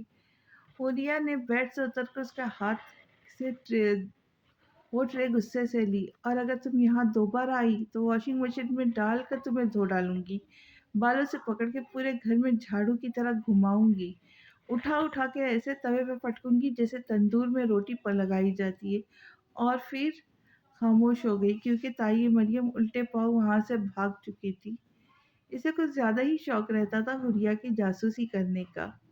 حریہ نے جا کر زور سے دروازہ بند کیا، ٹھنڈی سانس نکالی اور چلتے ہوئے واپس بیڈ پر آ بیٹھی۔ ویسے بدلہ لینے کے لیے تمہارا اس سے شادی کرنا ضروری تھا کیا؟ خواہ مخواہ اپنی زندگی برباد کرنے جا رہی ہو تم بھول رہی ہو، حریہ کی لڑکی تم ہو، وہ نہیں۔ میرے خیال میں تم یہ سوچ رہی ہو کہ تم اسے شادی کر کے اس کی عزت خراب کر دو گی۔ بھلا خود سوچو، کبھی لڑکوں کی بدنامی بھی ہوئی؟ بدنامی پھر بھی تمہاری ہوگی اگر شادی کے فوراً بعد اس نے تمہیں طلاق دے دی تو۔ سارا کسی بزرگ کی طرح اسے سمجھا رہی تھی۔ وہ اس کی بہترین دوست تھی، وہ کبھی نہیں چاہتی کہ حریہ کسی غم سے گزرے۔ تو کیا ہوگا؟ کچھ بھی نہیں ہوگا۔ وہ مجھے تب تک طلاق نہیں دے سکے گا جب تک مجھے میری ڈگری واپس نہیں کر دے گا۔ آخر کیوں وہ میرے خواب برباد کر کے پرسکون رہے گا؟ اس نے مجھ سے میرا خواب چھیننے کی کوشش کی ہے۔ میں اس کے دن کا سکون اور راتوں کی نیند نہیں اڑانا چاہتی، میں راتوں کی نیند اڑانا چاہتی ہوں۔ ان شارٹ، تم چاہتی ہو کہ وہ تم سے محبت کر لے۔ شٹ اپ سارا، یہ کیا بکواس ہے؟ سارا کی بات پر غصے سے چلائی، بکواس نہیں حقیقت ہے یار، اگر تم اس کا چین سکون چھیننا چاہتی ہو تو اسے محبت کر لو۔ سارا کی بات ابھی بھی جاری تھی۔ حوریہ نے اسے انگلی دکھائی، اس نے انگلی تھام کر نیچے کی۔ پہلے میری بات سنو میں ہیر رانجھا والی محبت نہیں کہہ رہی۔ حوریہ تم اس سے محبت کا دعویٰ کرو، صرف محبت، وہ جب تمہیں دیکھے بغیر رہ بھی نہیں سکے تو تب تم اسے چھوڑ دو۔ سارا کا انداز بہت سنجیدہ تھا۔ حوریہ کے تاثرات کو دیکھ کر لگ رہا تھا کہ وہ اس کی بات کو سمجھنے کی کوشش کر رہی ہے۔ آئی تھنک تم ٹھیک کہہ رہی ہو، بدلہ لینے کے لیے ضروری نہیں کہ میں اس اینک والے جین کی پیاری سی دلہن بنوں۔ اب تم دیکھنا میں کیسے اسے برباد۔ وہ بولتے بولتے رکی۔ کیا ہوا، تم چپ کیوں ہو گئی، کچھ بول رہی تھی تم؟ حوریہ کو چپ دیکھ سارا نے پوچھا۔ وہ گہری سوچ میں تھی، پھر جھٹکے سے سر اٹھایا۔ ہرگز نہیں، میں ایسا نہیں کروں گی۔ محبت احساس کا رشتہ ہے سارا، میں بدلہ لینے کے لیے اس پاکیزہ رشتے کا سہارا نہیں لوں گی۔ اس نے پیٹھ پیچھے وار کیا ہے، اگر میں بھی یہی کروں گی تو اس میں اور مجھ میں کیا فرق رہ جائے گا؟ یہ حوریہ کا ضمیر ہی تھا جو اسے غلط فیصلوں پر ملامت کیا کرتا تھا۔ نہ جانے لوگ کیوں محبت کر کے چھوڑ دیتے ہیں، کیا وہ بھی بدلہ لینا چاہتے ہیں؟ اگر ایسا ہے تو وہ صرف نفرت کیوں نہیں کرتے؟ کسی کو اپنی نفرت میں جلانا بھی تو بدلہ ہوا، پھر لوگ کیوں محبت کا سہارا لیتے ہیں؟ یقیناً وہ احساسات سے کھیلنے والے منافق لوگ ہوتے ہیں، اور حوریہ سکندر اپنے نام کی ایک ہے۔ وہ خود کو بھی کبھی منافقوں کی میں شمار نہیں ہونے دے گی۔ ملیں گی شیخ کو جنت، ہمیں دوزخ عطا ہوگا، بس اتنی بات ہے جس کے لیے محشر بپا ہوگا۔ رہے دو فرشتے ساتھ، تب انصاف کیا ہوگا؟ کسی نے کچھ لکھا ہوگا، کسی نے کچھ لکھا ہوگا۔ بروز حشر حاکم قادر مطلق خدا ہوگا، فرشتوں کے لکھے اور شیخ کی باتوں سے کیا ہوگا؟ تیری دنیا میں صبر و شکر سے ہم نے بسر کر لی، تیری دنیا سے بڑھ کر بھی تیرے دوزخ میں کیا ہوگا؟ سکون مستقل دل بے تمنا شیخ کی صحبت، یہ جنت ہے تو جنت سے دوزخ کیا برا ہوگا؟ میرے اشعار پر خاموش ہے جذبز نہیں ہوتا، یہ وازوں میں کچھ حقیقت آشنا ہوگا۔ بھروسہ کس قدر ہے تجھ کو اختر اس کی رحمت پر، بھروسہ کس قدر ہے تجھ کو اختر اس کی رحمت پر، اگر وہ شیخ صاحب کا خدا نکلا تو کیا ہوگا؟ 15 دن باقی تھے اس سال کے اختتام ختم ہونے پر، پھر سب کی زندگیوں سے دور حیات کی اس دیوار کی ایک اینٹ گر جانی تھی۔ نہ جانے لوگ ایسے موقع پر بھی خوشیاں کیوں کر منایا کرتے ہیں۔ لوگ اکٹھے ہوتے ہیں، تفریح جگہ پر ہجوم ہوتا ہے، لوگ مزے کرنے کے نام پر ناچتے گاتے ہیں، مگر افسوس کی ہدایت حاصل نہیں کر پاتے۔ کانفرنس روم میں آج اسی سلسلے میں میٹنگ رکھی گئی تھی۔ لمبی میز کے گرد اس ایجنسی کے سب لوگ موجود تھے۔ میز کے بالکل سامنے والی چیئر پر سینئر میجر بیٹھا تھا۔ ٹیبل کے وسط میں مختلف فائلز اوپن تھے، اس کے ساتھ ہی گلوب رکھا تھا۔ چوکر بڑے سائز میں کاغذی نقشے نے آدھی ٹیبل کو ڈھانپ رکھا تھا۔ کراچی کی مخصوص ترین جگہوں میں سے کلپٹن سب سے اہم ہے، کیونکہ وہاں پر 31 دسمبر کو نیو ایئر پارٹی ارینج کی گئی۔ شہر کے بڑے نامی گرامی لوگ وہاں شرکت کریں گے۔ تعداد بہت زیادہ ہوں گی، مطلب خطرہ بھی اتنا ہی زیادہ۔ میں نے آپ سب کو آج اسی سلسلے میں یہاں اکٹھا کیا ہے۔ آپ سب بھی یہاں اپنی رائے کا اظہار کر سکتے ہیں۔ ایجنسی کے سب ممبرز اس کی بات کو بڑے ہی غور و فکر سے سن رہے تھے۔ سینئر میجر کے سامنے ڈاک ایگل بیٹھا تھا، ماسک اور ہیڈ کپ سے چہرے کو مکمل ڈھانکے اور سر جھکائے لاپرواہ۔ وہ میجر کی باتوں کو بالکل بھی نہیں سن رہا تھا۔ ایجنسی کے سب لوگوں کو 3 سے 4 گروپ میں تقسیم کر لیتے اور انہیں وہاں ان کی سب کی خدمات کا ذمہ داری دی جاتی ہے۔ آپ سب نے ہر قدم پہ چوک کر نہ رہنا ہے۔ ہم لوگوں کی ذرا سی لاپرواہی ان کی جان کو خطرہ بن سکتی ہے۔ سمجھ گئے نا آپ لوگ؟ میجر نے سب کو مخاطب کیا۔ سب نے اپنی موجود کا احسان دلایا سوائے ڈارک ایگل کے۔ وہ کب سے میجر اور اس کی باتوں کو دونوں کو ہی اگنور کر رہا تھا اور اب یہ سب میجر کی برداشت سے باہر ہو رہا تھا۔ میجر نے دیکھا وہ مکمل لاپرواہی سے میز کے کونے پہ بس انگلیاں پھیرنے میں مصروف تھا۔ کیا مسئلہ ہے تمہارے ساتھ ڈارک ایگل؟ کیا تم ایجنسی کے ممبر نہیں ہو؟ تم سب کب سے یہاں پر اپنی عوام کی حفاظت کے لیے کڑیا پہ کڑیا بنا رہے ہو؟ تم ہو کے کانوں میں روئی ٹھوس کر بیٹھے ہوئے ہو۔ مجھے تو یہ سمجھ نہیں آ رہی تم عوام کی حفاظت کے لیے ایجنسی میں آئے ہو یا عوام کو ختم کرنے کے لیے؟ میجر کی زوردار آواز کانفرنس روم میں گونجی، مگر مجازی ڈارک ایگل کے کان پر جوں تک رینگی۔ اس نے سر اٹھا کر میجر کو دیکھا جیسے اسے ابھی کھا جائے گا۔ تم اسے تمیز کے دائرے میں رہ کر بات نہیں کر سکتے تو اچھا ہوگا مجھے مخاطب بھی مت کیا کرو۔ ڈارک ایگل نے بھی اتنے ہی غصے میں جواب دیا کہ وہاں موجود سب لوگ حیران اور پریشان ہو گئے۔ ہماری عوام کو جان کا خطرہ، تم کہتے ہو میں تمہیں مخاطب ہی نہ کروں؟ میجر شدید صدمے میں تھا۔ ہماری نہیں میجر، صرف تمہاری۔ جس کی حفاظت کرنے کا تم سوچ رہے ہو وہ بس تمہاری ہی عوام ہے۔ اور کیسی حفاظت؟ کس چیز کی حفاظت میجر؟ کس چیز کی؟ وہ میجر سے الٹا سوال کر رہا تھا۔ اسے سمجھ نہیں آیا کہ ڈارک ایگل کیا کہنا چاہتا ہے۔ وہ پل بھر کے لیے خاموش ہوا، میز پر پڑے نقشے کو اٹھا کر اپنے چہرے کے سامنے کیا۔ وہ اس کا بڑے غور سے معائنہ کر رہا تھا، پھر اسی نقشے کو میز پر رکھا۔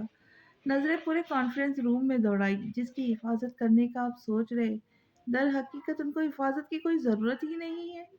میجر نے آپ سب کے سامنے خود کہا کہ اس پارٹی میں شامل لوگ شہر کے نامی گرامی لوگ ہوں گے، تو کیا نامی گرامی لوگ بغیر کسی سیکورٹی کے پبلک پلیسز پہ جایا کرتے ہیں؟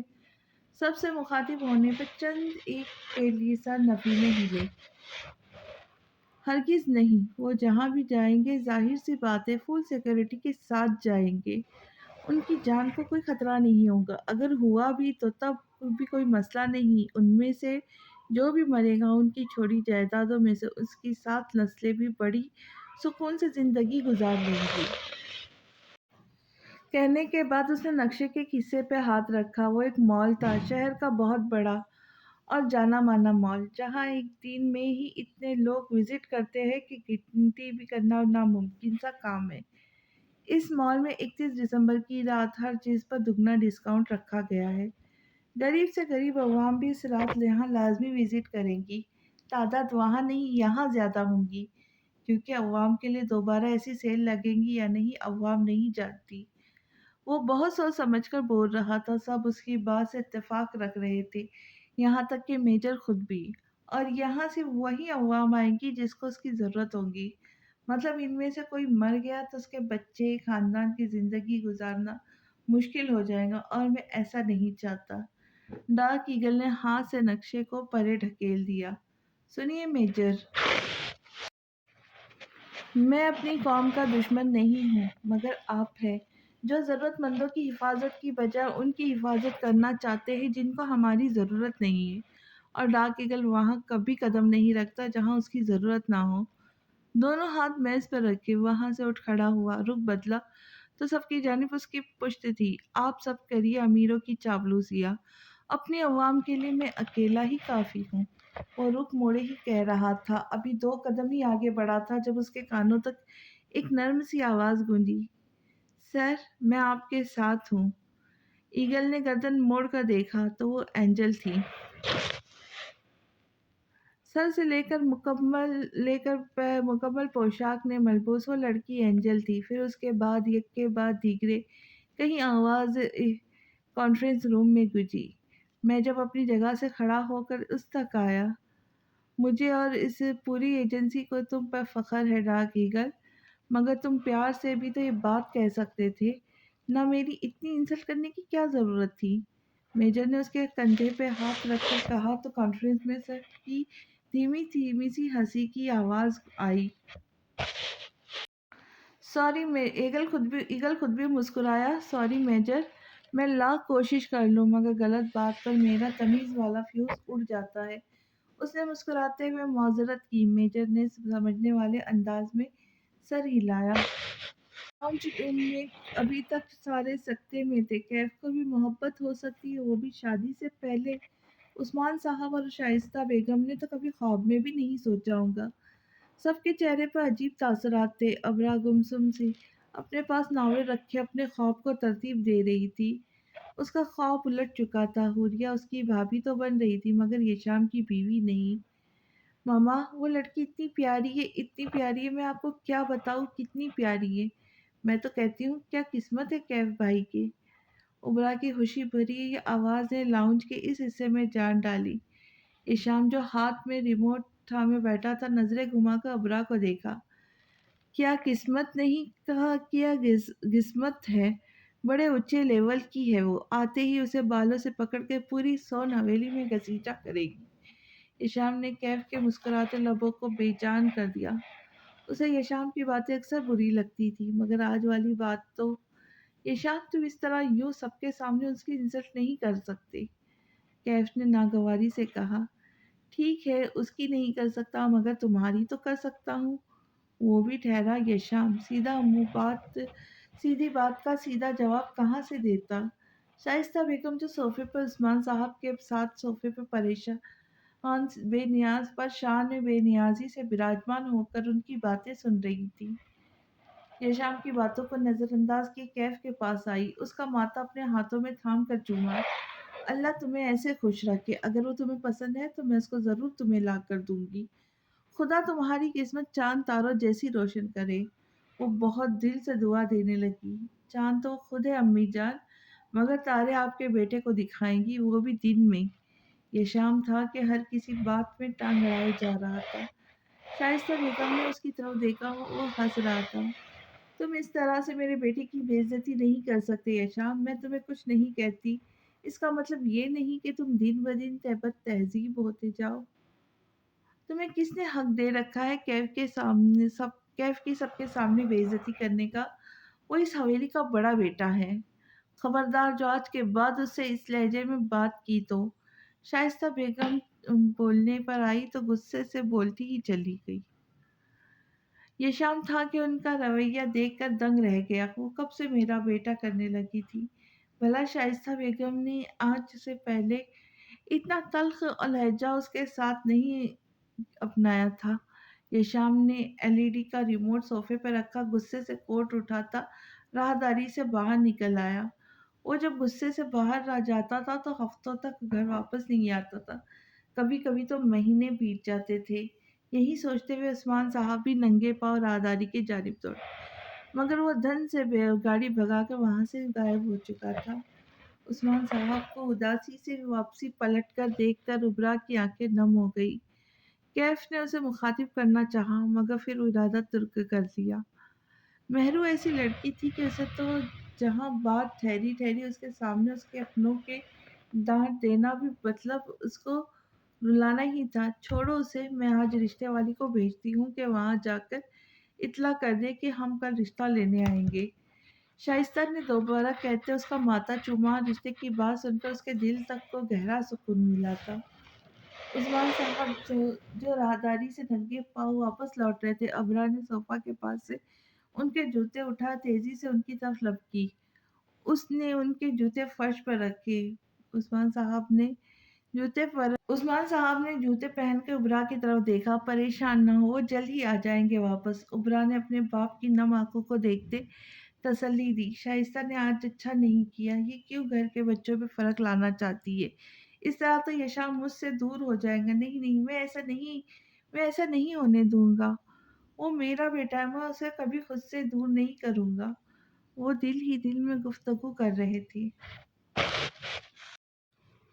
ٹھنڈ کے موسم میں ہیٹر کی گرمائش میں اس کی روح تک کو سکون مل رہا تھا۔ سیاہ بایا بلبوس وہ اس آفس کے ویٹنگ روم میں بیٹھی تھی، اس کے ساتھ کافی تعداد میں اور بھی لڑکیاں بیٹھی تھی، ایک دوسرے سے باتوں میں مشغول تھی۔ ایک وہ تھی جو سوچوں سے ایک جنگ لڑ رہی تھی۔ انسان اپنے پسندیدہ کام کے آگے پیچھے جتنا مرضی دوڑ لے مگر جب تک اس میں رب کی رضا شامل نہ ہو تو زمین آسمان ایک بھی کر لے تو بھی اپنے مقصد نہیں پا سکتا۔ خدا جانے اس کی قسمت میں آج کچھ تھا یا نہیں، یا پھر وہ آج بھی یہاں سے خالی ہاتھ لوٹ جائے۔ 3 گھنٹے بیت چکے تھے اسے یہاں آئے ہوئے مگر ابھی تک کرن کی کوئی امید نظر نہ آئی تھی۔ دروازہ کھلنے پر اس نے سر اٹھا کر دیکھا۔ لیسن گرلز، آج انٹرویو کا کام ختم ہو چکا ہے، ویسے تو اتنا جلدی ختم نہیں ہوتا، बट आज सर बहुत बिजी है, सो प्लीज़ आप सब यहाँ से चली जाए और कल आइएगा। इन सबको इत्तला करके वहाँ से चली गई। एक एक करके सारी लड़कियां वहां से उठकर चली गई। जमल ने पास पड़ा अपना पर्स कंधे पर लटकाया। उसके पैर मन मन के भारी हो रहे थे। आज वो फिर घर जाकर अपने बाप को यही जवाब देंगी कि किस्मत ने उसे खाली हाथ भेजा है। उसका दिल कर रहा था कि वो वहीं रोना शुरू कर दे, लेकिन लोगों के सामने रोने से दर्द और तकलीफें कम हो जाती तो इंसान कभी सजदों में ना गिरता। ग्लास डोर का दरवाज़ा ओपन करके वो वेटिंग रूम से बाहर निकल आई। रिवॉल्विंग चेयर पर बैठा वो मिस्टर हैंडसम की लैपटॉप के कीबोर्ड पर तेज तेज उंगलियां चला रहा था। सामने वाली दीवार में बड़ी स्क्रीन पर पूरे ऑफिस की कार्रवाई होती नजर आ रही थी। वो वक्फे वक्फे से वहां नजर दौड़ा लेता। अब जो उसकी नजर वहां गई तो जम सी गई। आंखों की पलकों पर एक बोझ सा पड़ा। वो लड़खड़ाते हुए कदमों से वहां से उठा, अपने केबिन का दरवाजा खोलकर जल्दी से बाहर आया। वो कॉरिडोर में से चलती जा रही थी। सुनिए, उसने इतनी जोर से उसे सदा लगाई कि आसपास के लोगों ने मुड़कर उसे देखा, मगर एक जमल थी जो चलती चली जा रही थी। वो तेज कदमों से दौड़कर उसके सामने दोनों बाजू फैलाए रुका। इससे पहले कि वो उसके सीने से जा बजती हड़बड़ाकर दो कदम पीछे हुई। सांस एकदम से फूल गई। कब से आपको आवाजें लगाता हुआ आ रहा हूँ, मगर आप है कि नजरअंदाज किए बस दौड़ी चली जा रही है। दौड़ते दौड़ते उसकी खुद की सांस भी भूल चुकी थी। देखिए साहब, मैं ऑलरेडी बहुत टेंस हूँ। मेरा इंटरव्यू आज भी नहीं हो सका। पता नहीं अब क्या होगा। प्लीज़ रास्ता छोड़िए। मैं यहाँ खड़े खड़े मज़ीद वक्त बर्बाद नहीं कर सकती। जमल चेहरे और आवाज़ दोनों से ही बहुत उदास लग रही थी। इंटरव्यू? आप यहाँ इंटरव्यू के लिए आई हैं? उसे हैरानी हुई। अब यहाँ कोई शॉपिंग मॉल तो है नहीं जो आप कहेंगे कि मैं यहाँ घूमने फिरने आई हूँ। वो जमल की बेजारियत पर मुस्कुराया। जमल को वो शख्स कुछ जाना पहचाना लग रहा था, मगर वो खुद भी याद नहीं करना चाहती थी। अपने उन हालातों में तो हरगिज नहीं। जी वही इंटरव्यू के लिए ही तो बुला रहा था आपको। ऐसे कैसे जा रही है आप? चलिए इंटरव्यू दे आप। तसल्ली का पैगाम सुनाते वापस कैबिन की तरफ पलटा। जमल ठंडी आह भरते कदम आगे बढ़ाए कैबिन की तरफ बढ़ी। वो केबिन का दरवाज़ा खोलकर इंटरव्यू हुई तो सामने ही अपनी चेयर पर बैठा, हाथों की हथेली में चेहरा गिराए बस उसी का मुंतजिर। आइए तशरीफ रखिए। उसने अपने सामने वाली चेयर पर इशारा किया तो खामोशी से वहां बैठ गई। उसे कुछ हिचकिचाहट महसूस हो रही थी। वो महसूस कर सकती थी कि वो उसी पर नज़र जमाए बैठा है। आप सर को बुलाए, मुझे जल्दी है, इसे इंटरव्यू देकर जाना है, वो सिर झुकाए कह रही थी। सर? कौन सा सर? ये ऑफिस मेरा है और मैं ही आपका होने वाला बॉस हूँ। और क्या आपने मुझे पहचाना नहीं? अल्फाज जमल के कानों में पड़े तो उसने सर उठाकर सामने बैठे शख्स के चेहरे पर देखा। सॉरी, मगर मैं लोगों पर ज़्यादा गौर नहीं करती। जमल को याद ही नहीं आया कि वो इससे पहले कहाँ देख चुकी है। गौर तो मैं भी नहीं करता, लेकिन कुछ लोग खुद मजबूर करते हैं उन पर गौर किया जाए। खैर ये छोड़े, दौरे फ़ानी में तो लोग दिल लेकर भूल जाते हैं। मैंने तो बस आपको छतरी दी थी। जमल के ज़हन में झमाका सा हुआ। हाँ, ये तो वही शख्स था जिसने उसे बारिश वाले दिन छतरी दी थी। इस वक्त उसकी आंखें नम थी, शायद इसलिए चेहरा पहचान न सकी। वो अभी भी खामोश ही रही। वो भी दोबारा कुछ नहीं बोला। जमल हाथों हथेलियों को आपस में मसल रही थी। Sir interview? जमल ने उसे याद दिलवाया। जी जी, इंटरव्यू तो क्या नाम है आपका? उस दिन तो फ़कत उसने हाथ की रंगत देखी थी। आज का मंज़र अलग था। हाथ पर्दे में थे मगर आंखें वाज़ेह थीं। इंसान को अपने महबूब की आंखें देखने से पहले हज़ार बार सदका दे देना चाहिए। जमल, जमल नाम है मेरा, उसने मखसूस से जवाब दिया। माशा अल्लाह, ज़ेह नसीब। दिल में वो ज़हर लेब मुस्कुराया था। तो ठीक है, मैं जमल, मिस जमल, मैं अब कल से मुझे और मेरे ऑफिस को ज्वाइन कर सकती है। उसने अपना सीधा हाथ आगे बढ़ाया। सॉरी सर, पर मैं हाथ नहीं मिलाती। जमल ने उसके हाथ को अपने जानिब बढ़े देख कर कहा। जानता हूँ, मैं भी हाथ नहीं मिला रहा। जो आपने अपने हाथों में फाइल पकड़ रखी है वो मांग रहा हूँ। उसके जवाब पर जमल ने अपनी सोच पर लानत भेजी। वो क्या सोचेंगी कि मैं ऐसी सोच रखने वाली लड़की हूँ? پھر اس اپنے ڈاکیومنٹس کو فائل سامنے میز پر رکھ دی. اس نے ہاتھ بڑھا کر اس کی فائل اٹھائی. ٹھیک ہے آپ جا سکتی ہے. اس کے کہنے کی دیر تھی کہ وہ اگلے ہی لمحے وہاں سے غائب ہو چکی تھی. معصوم لڑکی. انٹر کی صنعت پر کون نوکری لینے آتا ہے بھلا. وہ اس کی فائل دیکھتا گہرے ہی مسکراہٹوں میں گم ہوتا جا رہا تھا.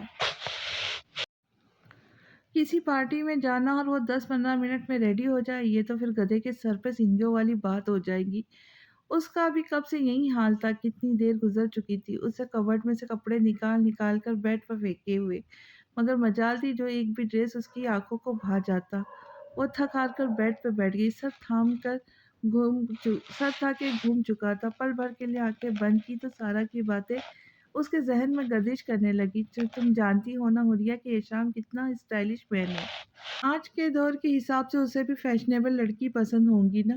مطلب یہ کہ اگر کوئی اسے امپریس کرنے کا سوچیں گی تو اسے فیشن کو اپنانا ہوگا. اور تم تو پہلے ہی بہت ماڈرن ہو. تھوڑا سا خود کو مزید تلاش لو. دیکھنا یہ شام جب تراشے ہوئے ہیرے کو دیکھے گا تم اس کی محبت میں اندھا ہو جائے گا. یعنی کہ تمہاری. حریہ نے جھٹکے سے آنکھیں کھولی. ہوٹے پہ دل فریب مسکراہٹ بکھری. جس لڑکی نے اسے امپریس کرنا ہوگا وہی فیشن کو اپنائے گی. لیکن مجھے کوئی ضرورت نہیں کہ یہ شام مجھ سے امپریس ہو. میں نے تو بن کر دکھانا ہے جس سے اسے نفرت ہو. زہر لب دہرائے اٹھی تو پھر بیڈ پر سے ایک سفید رنگ کا پاؤں کو چھوتا فراک اٹھایا. وہ ٹیشو ٹائپ کا فراک تھا. سلور کرسٹل سے اس پر کی گئی ڈیزائننگ اسے مزید دلکش بناتی ہے. فراک اٹھا کر اسے اپنے سینے سے لگایا اور ڈریسنگ میرر میں اپنا عکس دیکھ سکتی تھی. مغرور اٹھی ہوئی گردن، اونچی پونی ٹیل میں لپٹے لمبے بال، گہری بھوری آنکھیں. اس نے ڈریس کی سلیکشن تو ایسے کر چکی جیسے پرسے پارٹی میں یہ شام سے بھی آنا ہو. حقیقت تو یہی ہے کہ نفرت ہو یا محبت، انسان اندھا تو لازمی ہوتا ہے. نہ وہ نفرت کی آگ کو دیکھ سکتا ہے نہ محبت کی گہرائی کو. نو مما، اب آپ بھی نہیں سمجھ پا رہی. ایک لڑکی سب کچھ برداشت کرتی ہے مگر یہ بات ہرگز برداشت نہیں کر سکتی کہ اس کا بڑا بھائی جو کہ بیسٹ فرینڈ بھی ہو، وہ یہ بات بھول جائے کہ اس کی بہن کی برتھ ڈے ہے.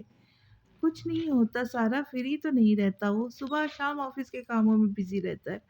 اللہ اللہ کر کے تو اسے جاب ملی ہے. تم کیا چاہتی ہو کہ وہ اس سے بھی ہاتھ دھو بیٹھے؟ سارا کی امی اسے سمجھا سمجھا کر شاید پاگل ہو چکی تھی، مگر اس کا غم بہت بڑا تھا بقول اس کے خود کے.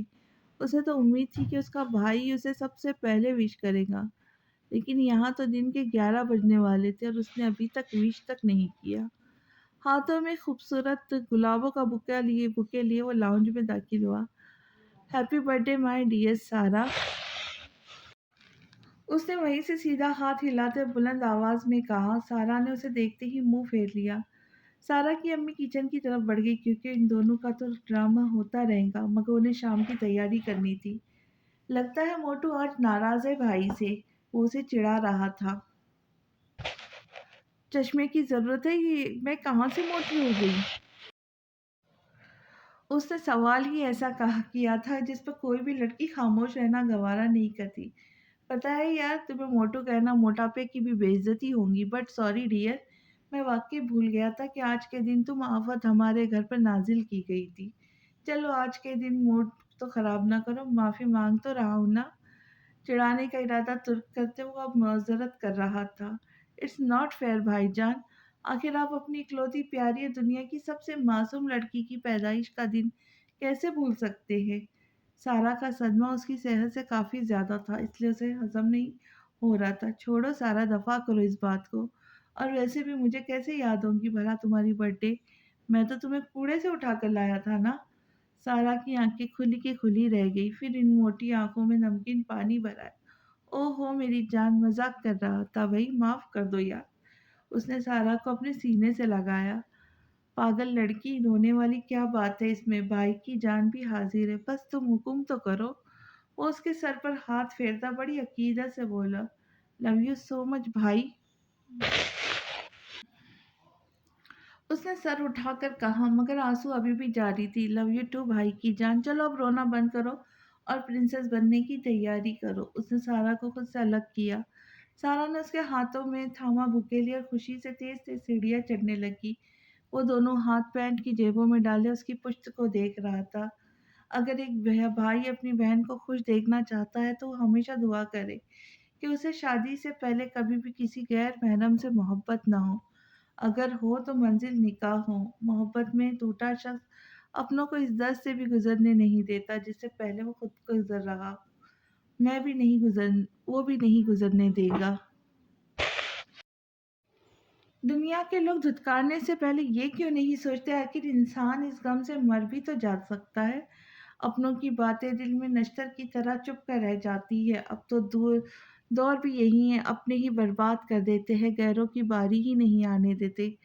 شاید یہ دنیا پر واضح ہوتی جا رہی کہ قیامت قریب ہے۔ قیامت تو جہاں تھی یہاں تو دنیا میں بھی کوئی بھی کسی کا نہیں۔ ایک انسان کے پاس اس کا سب سے مضبوط سہارا ماں باپ کا ہوتا ہے، اگر وہی بھی نہ ہو تو انسان خود کو دنیا سے مکمل طور پر لاتعلق محسوس کرتا ہے، جیسا کہ وہ کر رہا تھا۔ لمبے گھنے درختوں اور سنسان سڑک کے علاوہ اس کے پاس اور کوئی نہیں تھا۔ وقفے بعد ایک گاڑی وہاں سے گزر جاتی۔ وہ اپنی گاڑی کی ڈگے سے ٹیک لگائے کھڑا تھا۔ گاڑی کے پاس ہی ایک چھوٹا سا گڑھا تھا جس میں شاید بارش کا پانی کھڑا تھا۔ ایک تیز رفتار بائک پاس سے گزری تو گندے پانی کے چھینٹوں نے اس کے کپڑے خراب کر دیے، مگر تب بھی اس کا دھیان وہاں نہ گیا۔ تنہائی ہماری سب سے بہترین ساتھی دوست ہوتی ہے، یہ ہمیں تب بھی نہیں چھوڑتی جب سب چھوڑ جاتے ہیں۔ یہ شام تم یہاں کیا کر رہے ہو؟ اس نے آواز کی سمت گردن کا رخ موڑ کر دیکھا تو وہ باسل تھا۔ اس نے کار کا شیشہ نیچے کر دیا۔ بس یوں ہی تازہ ہوا لینے آیا تھا، اس نے وہیں کھڑے کھڑے جواب دیا۔ باسل گاڑی کا دروازہ کھول کر باہر آیا۔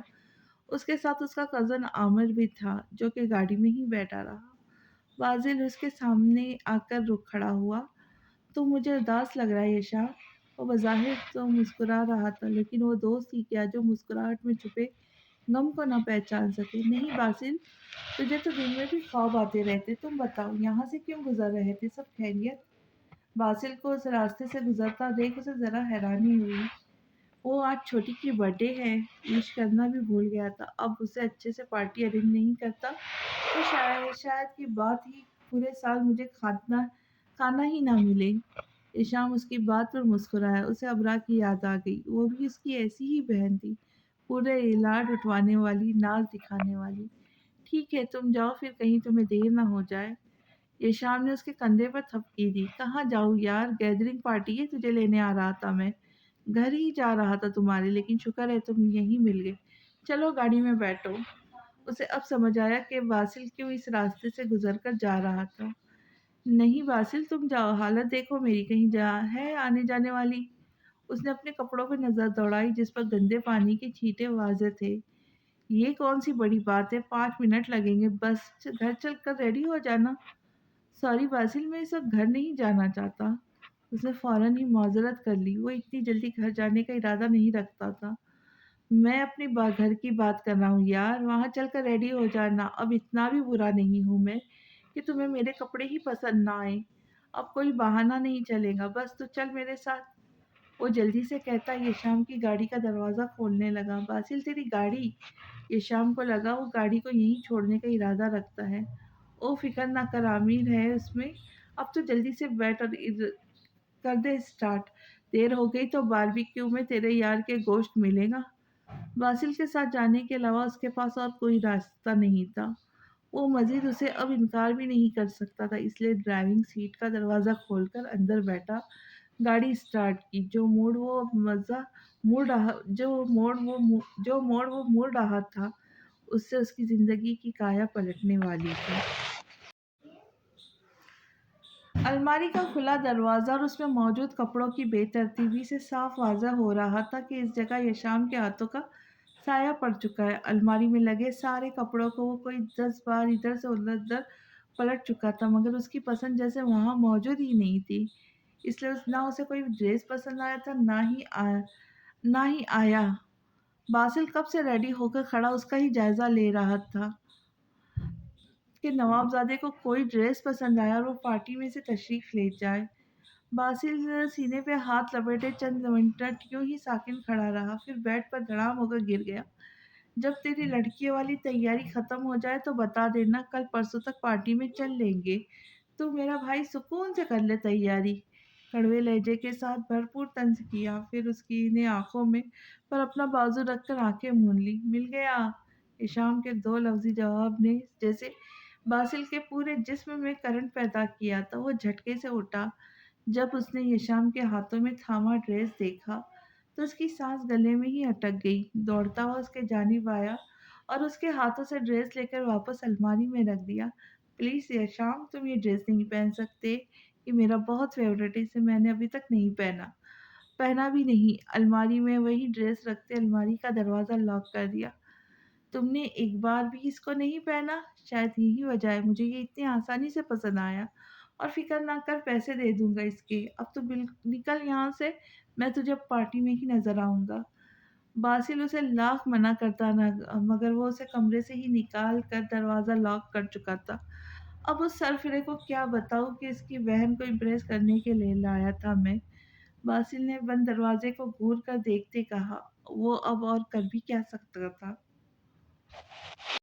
गजल एक खूबसूरत सी मैं तेरे हुस्न पर लिखूं, तुझे बाद सबा मेरी हुई जो हम सफ़र लिखूं, तेरे होठों को जो तशबीह दूं, रंगीन गुलाबों से करे जो रक्स, भवरे में सा शबनम का असर लिखूं, हंसी चेहरा तेरा दिखलाए मुझको, ये माह वो अंजुम हुए रोशन तेरे ही नूर से, शम्स कमर लिखूं, जुदाई में बहारे भी गजा खिजा का रंग दिखलाए के लज्जत वस्ल के पाकर, शजर है या बासमर लिखूं, फला फुला हुआ जो इश्क में तेरे है दीवाना तुझे छोड़ा है, जिसने हो गया वो दर बदर लिखूं, अदा कैसे तेरी तारीफ का हक कर सके, न मुझसे हो सके मुमकिन न मैं होकर बशर लिखूं। पार्टी की सारी अरेंजमेंट टेरेस पर की गई थी। मौसम बहुत खुशगवार था। खिलाफ मामूल इतने ठंड भी नहीं हुई थी। टेरेस बहुत बड़ा था। सारा की उन्हीं फ्रेंड्स और कजिन्स लोग सब मौजूद थे। बुजुर्गों की दावत का एहतमाम घर के अंदर लाउंज एरिया में ही किया गया था, क्योंकि उनको ज़्यादा सर्दी महसूस हो रही थी। टेरेस के दरवाजे से इंटर हो तो सामने स्टेज बना हुआ था, मुख्तलिफ फूलों से सजा। दिलकश सा स्टेज के साथ म्यूज़िक सिस्टम ऑन था।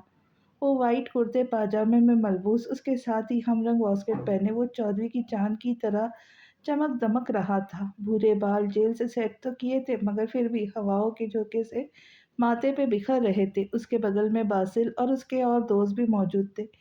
ये शाम पैंट कोट का आदी था। आज से पहले उसने कभी ऐसी ड्रेसिंग नहीं की थी, और यही वजह थी कि वहाँ सबसे अलग और मुनफरिद लग रहा था। लड़के तक उसकी तारीफ कर रहे थे। बासिल जब दूसरों के मुंह से यशाम की तारीफ सुनता तो दिल में उसको धो डालता कि आज उसे आज ही पहन लेना चाहिए था, मगर अगले ही पल वो सोचता ड्रेस की वजह से वो खूबसूरत नहीं लग रहा, बल्कि वो ड्रेस ही उसकी वजह से खूबसूरत लग रहा था।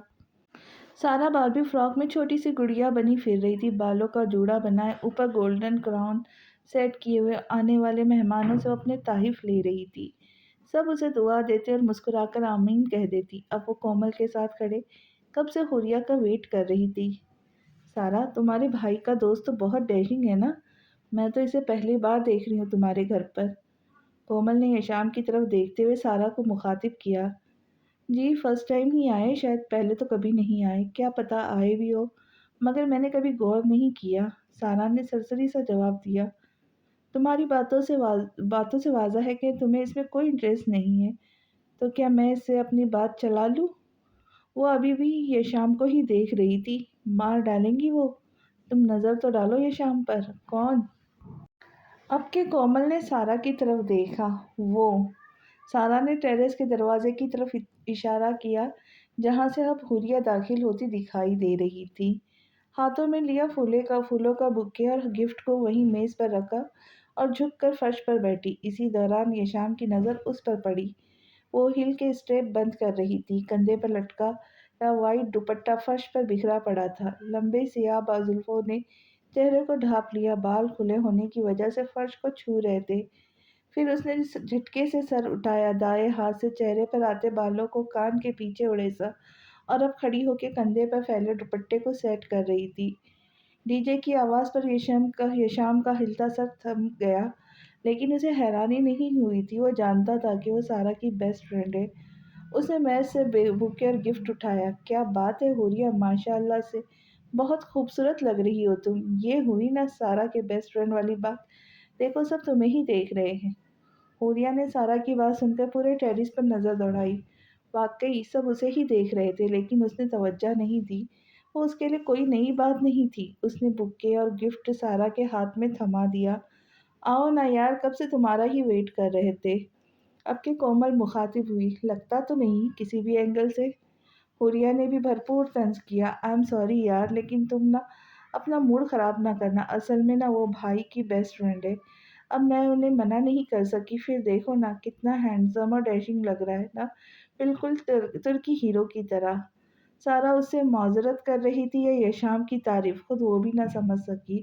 ترکش ہیرو ہوں اور مجھے کیا ضرورت ہے اسے دیکھنے کی، پورا سفید انگریزی بلا لگ رہا ہے۔ حوریہ نے نکاح سے سر جھٹکا، ویسے کومل کتنا کمال کی بات ہے، لوگوں نے ہمارے ترکی شیروں کو دیکھا بھی نہیں اور انہیں یہ بھی پتہ چل گیا کہ وہ سفید انگریزی بلا لگ رہا ہے۔ سارا نے کومل کو بازو کو کہنی مارتے شوخیہ انداز میں کہا، اگر آج اس کی برتھ ڈے نہ ہوتی تو یقیناً حوریہ اس کا سر پھاڑ دیتی۔ دفعہ ہو جاؤ تم دونوں، مجھے تو تم لوگوں سے بات ہی نہیں کرنی۔ وہ چڑ کر دبی دبی آواز میں چلائی، ہاں بھائی اب کہاں وقت ہوگا ہمارے لیے، اب تو محترمہ بس اپنے سفید انگریزی بلے سے ہی بات کریں گی۔ سارا کو خوش قسمتی سے آج ہی تو موقع ملا تھا اسے تنگ کرنے کا، پھر وہ یہ موقع ہاتھ سے جانے دیتی۔ پارٹی کی تقریب ویسے ہی زور و شور سے جاری تھی، سارے خوشی سے ناچتے جھومتے پھر رہے تھے۔ اسٹیج کے سامنے پڑی ٹیبل پر 3 اسٹیپ کیک رکھا تھا، کیک کٹ ہونے والا تھا، سب لڑکے لڑکیاں وہاں موجود تھے، رنگ برنگی لائنوں سے ٹیرس جگمگ رہا کر رہا تھا۔ حوریہ سب سے الگ دور کونے والی ٹیبل کے گرد بیٹھی تھی، وہ اوپر آسمان کی جانب دیکھ رہی تھی جہاں سے چاند کی روشنی سیدھا اس کے چہرے پہ پڑ رہی تھی۔ کیا سوچا تھا میں نے اور کیا ہو گیا، میرے سارے خواب ریزہ ریزہ ہو کے رہ گئے۔ خدا تیرے بندہ ایک بدلہ لینے کے لیے زندگیاں تک اجاڑ کر رکھ دیتے۔ مجھے پچھتاوا نہیں کہ میں نے یشام کو کیوں تھپڑ مارا، نہ ہی کبھی ہوگا، آگے بھی اگر اسے تھپڑ مارنے کی نوبت آئی تو میں 1 سیکنڈ کا بھی ویٹ نہیں کروں گی۔ وہ سمجھتا کیا ہے خود کو، خود تو آوارہ ہے، اسے کس چیز کی فکر، چاہے وہ کامیاب بن سکے نہ یا نہیں، ساری زندگی اپنے باپ کے پیسے پر عیاشیاں کر سکتا ہے، مگر کسی اور کو تو اپنے جیسا نہ سمجھے۔ میری زندگی اس سے بالکل الگ ہے، میں خود کو صرف خود پر ڈیپینڈ ہوتا دیکھ سکتی ہوں، یہاں جہاں تک اپنے بھائی پر بھی نہیں۔ گہری سوچوں میں گم وہ آسمانوں کی طرف دیکھتے چاند سے زیر گفتگو تھی، وہ کب وہاں آیا، کرسی گھسیٹ کر اس کے سامنے بیٹھا، اسے احساس تک نہ ہو سکا۔ وہ میز پہ پڑے پھولوں کی خوشبو کو محسوس کر سکتا تھا، اس کا دل کیا وہ ایسے ہی اسے دیکھتا رہے بالکل سکون سے، مگر وہ ایسا کرتا ہی کیوں، وہ تو یشام تھا نا۔ اس کی آنکھوں کے سامنے چٹکی بجائی، حوریہ چوک کر پیچھے ہوئی۔